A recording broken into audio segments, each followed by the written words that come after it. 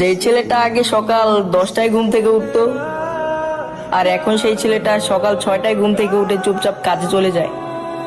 মায়ের সাথে খাবার নিয়ে ঝামেলা করা ছেলেটাও আজ সামনে যাই পায় তাই চুপচাপ খেয়ে নেয়। স্কুল এবং বিয়েবাড়ি আনন্দ করে মাতিয়ে রাখা ছেলেটাও আজ কোনো উৎসব হলেও সে চুপচাপ করে বসে থাকে। বাবার সাথে জামা কাপড় নিয়ে ঝগড়া করা ছেলেটাও আজ একটা নতুন জামা কিনলে বাবাকে বলে, বাবা তুমি এটা নিয়ে নাও, আমি অন্য একটা নিয়ে নেব। মায়ের কাছে ছোটখাটো জিনিস নিয়ে বায়না করা ছেলেটাও আজ পরিবারের ইচ্ছা পূরণ করতে ব্যস্ত হয়ে গেছে। হ্যাঁ, আমরাই ছেলে মানুষ, আমাদের জীবনটা এরকমই হয়। শালার আমাদের ফিলিংসটা কেউ বোঝেই না।